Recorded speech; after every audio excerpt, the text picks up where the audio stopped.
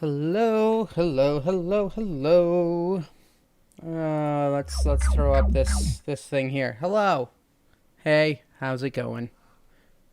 Let me mute the things, make sure that we're all set, and then because I am definitely well prepared, I will have the questions up. Um, people people left questions. I'm gonna go ahead and get to those. But before we do, election update things. I wanted to show you some of the latest polls and some very interesting movement. So let's go ahead and jump into that.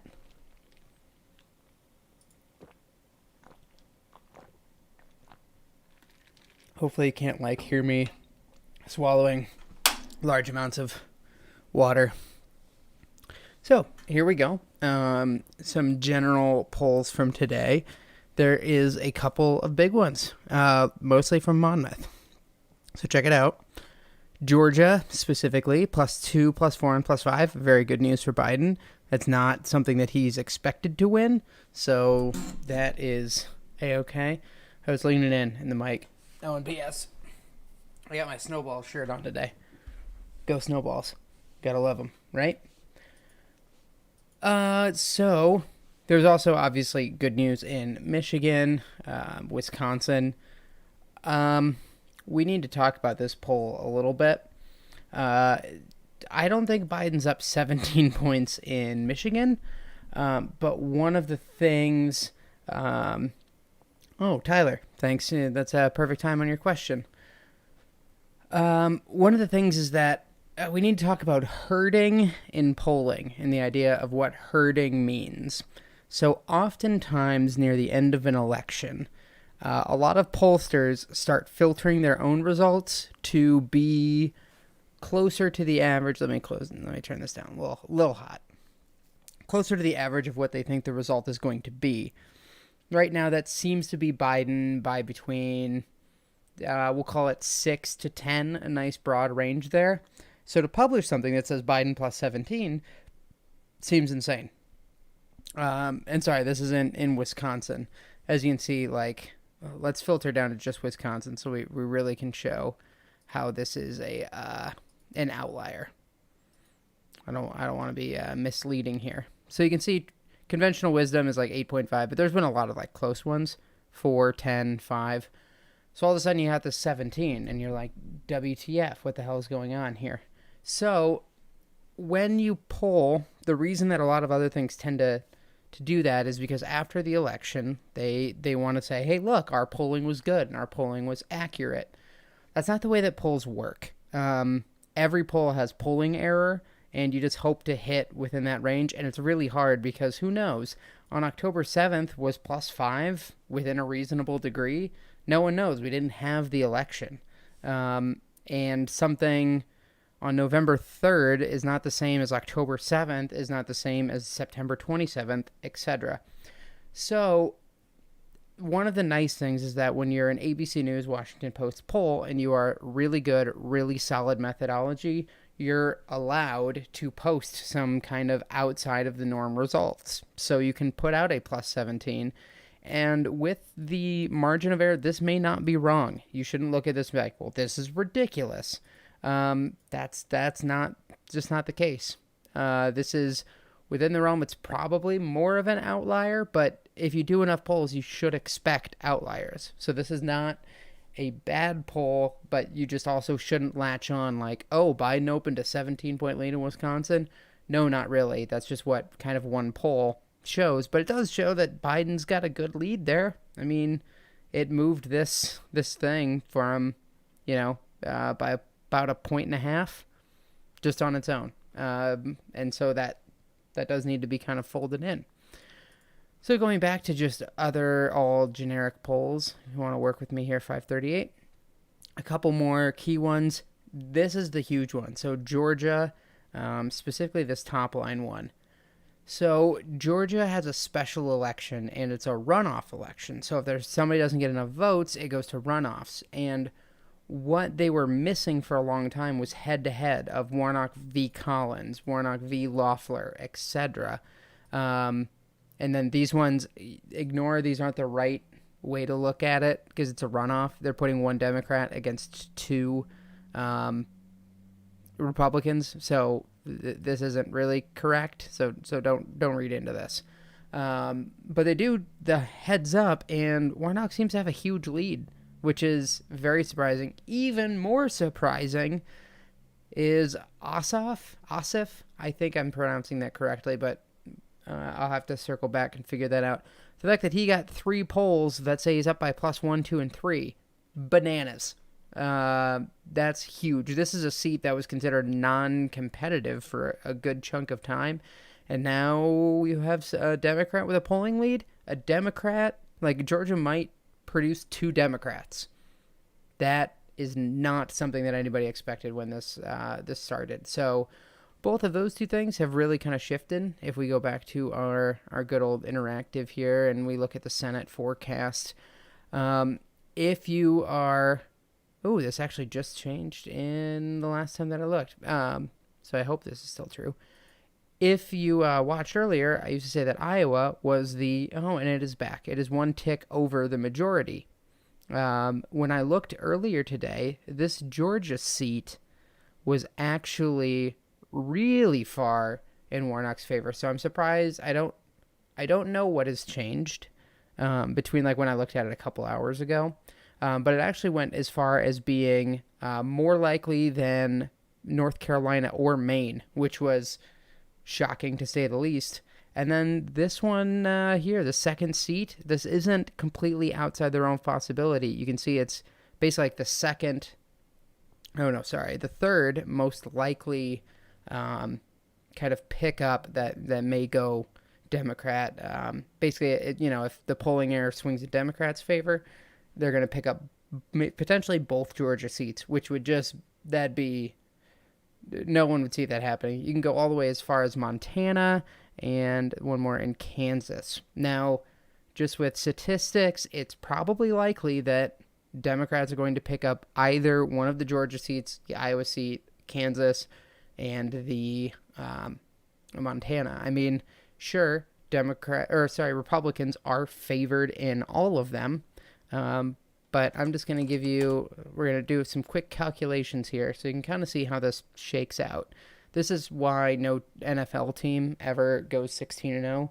It's just way, way less likely than you would think.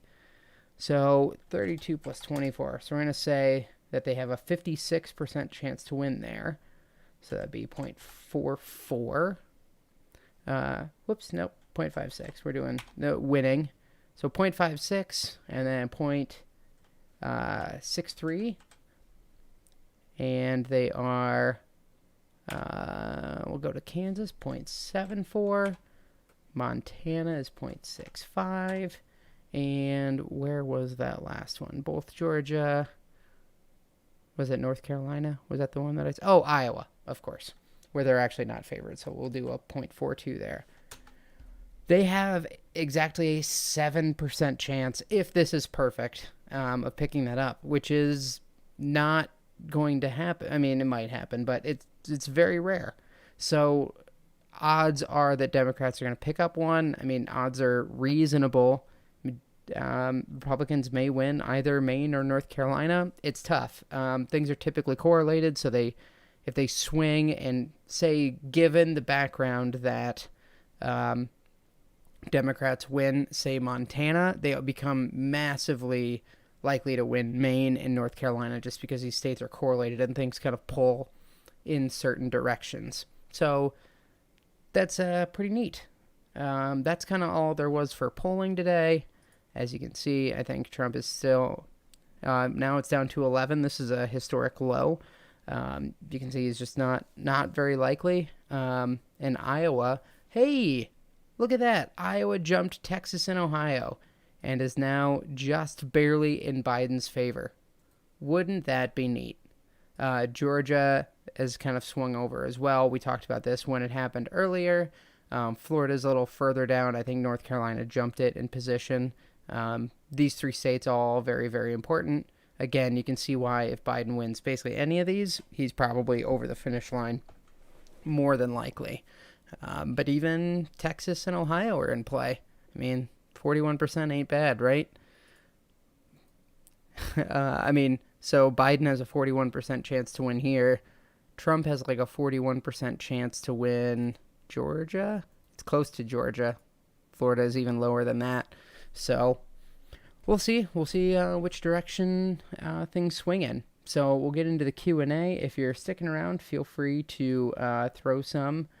Whoops, I totally minimized the stream. Okay, we're back. We're fine. Let's go through let's go through the questions. Drew, he kind of asked a question.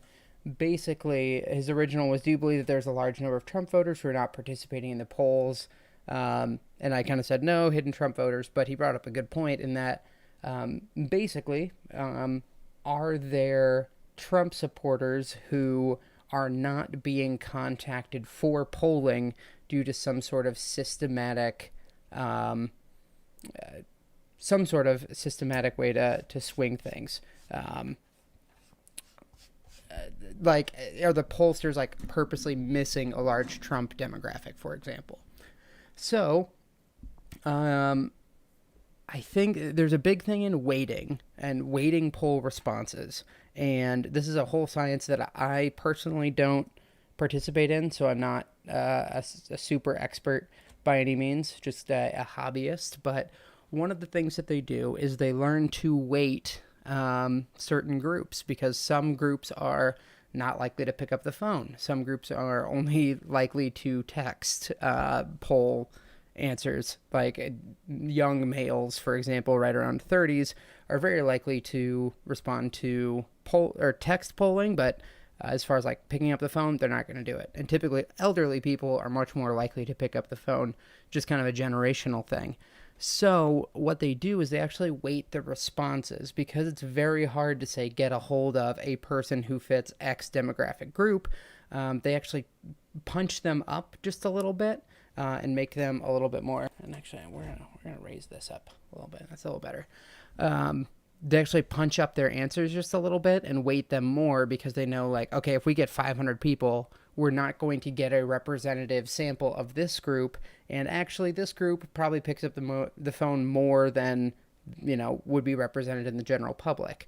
So they do their best. And one of the sources of 2016 polling error was they did not properly account for education. They did not weight for that correctly. So basically, I believe this is correct, that college-educated white voters typically picked up the phone in ways that they didn't kind of think that they would, and non-college educated white voters were kind of like systematically left out a little bit, which led to a little bit of polling error. It's something that they learned in. They try their best every year to adjust for polling. It's never perfect, of course, but it's also not correlated. So just because it was off last year, they've been off before. Actually, for the 2018 midterm, they were like dead on. Not that that's any more likely. I mean, there's a range that they kind of all hit. But it doesn't lead to, okay, now Republicans are going to be favored, or now Democrats are going to be favored. Either way, it's never correlated, so you don't really know until after. So we just have to kind of sit in a little bit of the ambiguity, and maybe they overweighted that education this time around, and maybe that hurts Democrats, and maybe the result is actually more in Democrats' favor than they thought. You never really know until you figure it out. That's why polling error is unknown. Otherwise, you'd adjust for it. Number 2, what percentage of voters requested absentee ballots, and what percentage of those have been returned, i.e. what percentage of the total expected vote has already happened? From estimates that I have seen, they've gotten 60 million. It's probably a little bit higher than that, but we're going to do 60 million just for funsies. And they're expecting maybe around 150 million. So that would be about 40% of the vote. That's a nice round number. So I think that's probably pretty fair. I think it could get up to 50 or 60%. I think people are more likely to go drop off or mail in votes really quick, and not a lot of people want to wait until like the last minute. All of the warnings about the Postal Service, and this is a nonpartisan issue, this is either side, they they're going to kind of push and want to make sure those get there by election day. Not everyone will, but I think the vast majority will make it. So I expect that number to be 40 to 50%. For Democrats, it's tough to say that it's an advantage, but it is a little bit, because a vote right now is locked in, stamped, counted, done. On election day, there are things that happen which make people not vote. If you've already voted, you are immune to all of those things that happen. If you are 99.9% certain to vote, well, that means 1 out of every 1,000 people won't vote. Like that's a pretty high number when you extrapolate that across the entire electorate. So, let's just do some math. Assuming 150 million votes, which I think is somewhere in the neighborhood of what they kind of expect. If you had 0.001, a tenth of a percent, it's 150,000 people. Hey, that could swing some things, and that's assuming that crazy number is correct. So they've banked those votes, and that's pretty good for them. It hasn't been nearly as favored for Democrats as I think what people think it is. I think people think it's like 80% Democrat, and it's not. It's like, I don't know, I think it's like 55%, 60%. Like, it's not like crazy. And a lot of people don't have a party affiliation, so they can't quite track that. But the assumed percentages are rather low. I think they hold like a 15 to 20 point lead over Republican ballots being sent in, but also in-person voting, people who actually go and in-person vote early, is actually in favor of Republicans last I checked. So those two things balance a little bit. We're just going to have to see. I wish we had a little bit more transparency, but we've never had a mass mail-in election before. The election's going to happen in the middle of a pandemic. Things might happen. There's a lot of the usual poll workers who go and work these things and are experienced are not doing it because it tends to be elderly people and they're worried about their health. So I'd expect longer lines, longer wait times, more mistakes on election day. And that's not a result of some grand conspiracy. That's a pandemic and elderly people saying, hey, I can't help out this year because I'm health compromised. So by all means, again, regardless of party, nonpartisan issue, just get your vote in the best way that you can. And if not, make a plan to vote and just don't wait until the day of. Things may happen. Tyler asks, what are your predictions of the aftermath of the election results for either side? One thing I can say for sure is either side will allege fraud. That's going to be a thing. The night of, I would be very wary. You're going to have individual people who say, oh, they're like, I saw this person doing something, or they're throwing ballots away, all those things. Here's the thing. This is a very widespread election. You have like thousands upon thousands upon thousands of polling locations. If there is a 1 in a million mistake that would happen, it's going to happen 150 times on average. So you're going to have 150 reports of this like crazy thing happening. It happens every year. You have to really trust in election boards. Election boards are good, solid, hardworking people. They don't really care about the politics. They may have political views themselves. It is, believe it or not, possible to hold a political opinion and also have a high level of integrity for your job. If that wasn't the case, we couldn't have judges. That just wouldn't work. So if Biden wins, Trump is going to throw a fit. It's going to be messy, I'm sure. He's going to allege all kinds of things. He has already alleged all kinds of things before anything has really happened. If you read into news stories, there are a ton of them on both sides about different things. Many of them are written so that you are going to be angry, or they play off of fears. Election fraud does not happen in a large systemic way, and this is actually a topic I'm going to talk about on election night. For example, if I gave you in a state, and we'll say it was very close, I'll give you 15,000 votes for free. There will be no fraud detection on any of those 15,000. None whatsoever. You get 100% freebie. You can stuff the ballot however you want. Trying to distribute those 15,000 votes is damn near impossible. What you would have to do is map out the entire state by county and figure out, and by zip code, probably even at a finer grain than that, figure out where you can hide the votes equally. And that does not just mean you get to divide it by the number of counties and spread them out that way. That doesn't work because counties are different. The city of Des Moines votes differently than, the city of Rickardsville.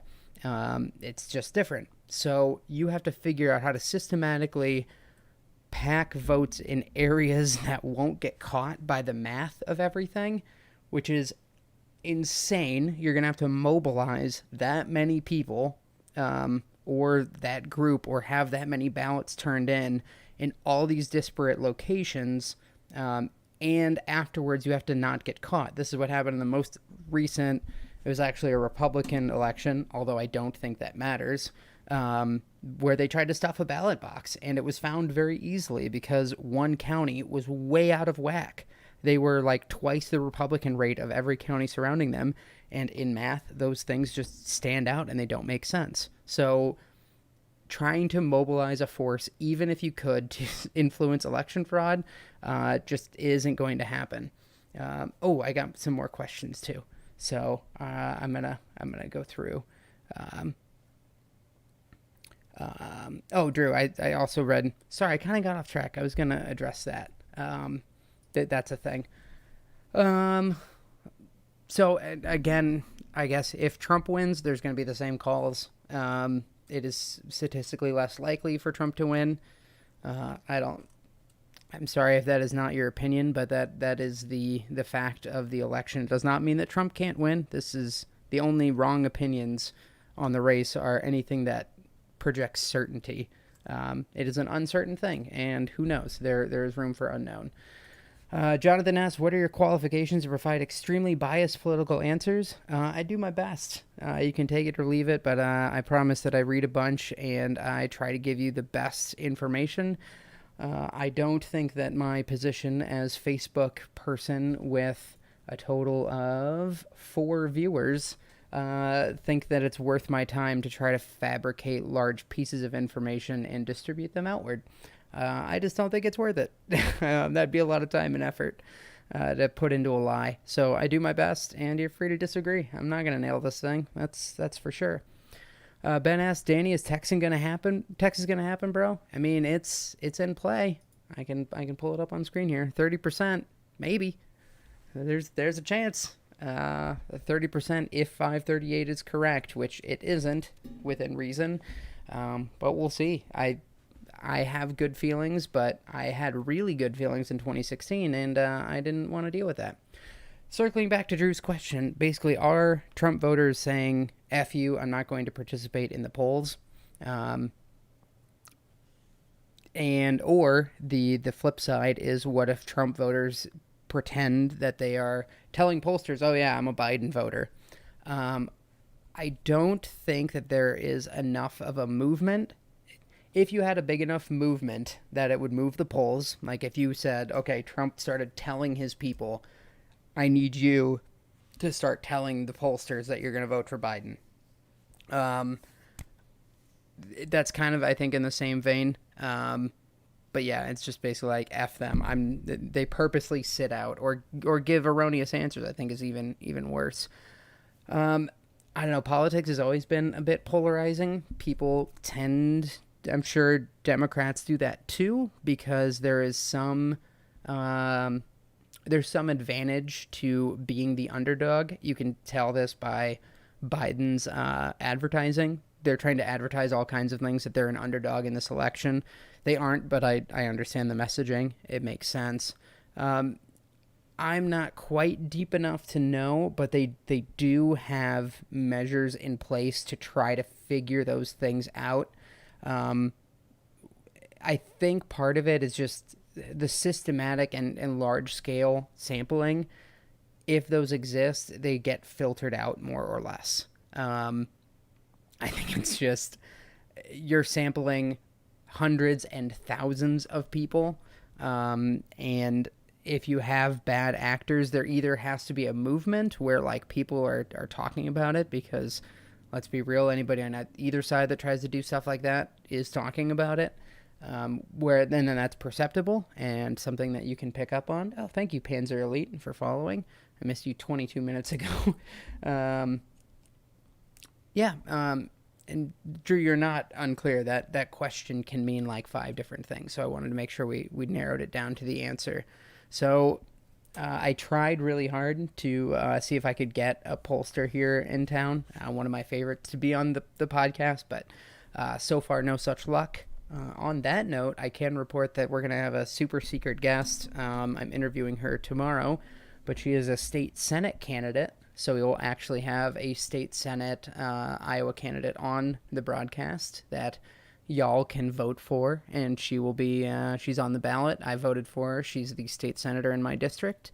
And that'll be really fun to talk to her. I can't wait for tomorrow, but we'll get to have her on. So she's a surprise guest. This is the first time I'm telling people that she is. I hope everything works out. So far, we're in line.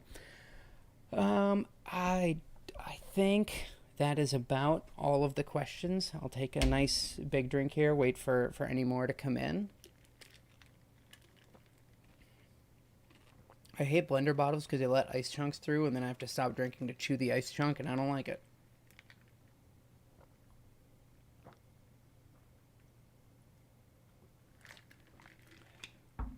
So yeah, and I mean, going back to the question about my biases, that stuck in my brain a little bit. I mean, listen, I don't think I'm pretty upfront with where I lean on these things. I think it's pretty easy to see, but I worked really hard that there is a division in my brain between the things that I think and feel, kind of on like a moral issue based focus. And then there are the objective things for trying to view the race through a data-driven lens. I think I can say that I did pretty well. If you watched my last debate update, I think I called that one pretty spot on. I called out Trump when he, I think, had some good lines, some good points, when he stayed on message and kind of put together something well. But I kind of nailed exactly how that would be perceived. And I mean, that's all I can do. Those are the objective measures that I measure myself by. So that's a little clue in, and I think that'll about wrap us up. We are now not that many days away. 6 days. Go vote. Get your vote in. If you haven't, go do it. Don't wait till Election Day if you can help it. So I am Danny Reedy, and I'm going to sign off, and feel free to leave questions for next time. Thanks.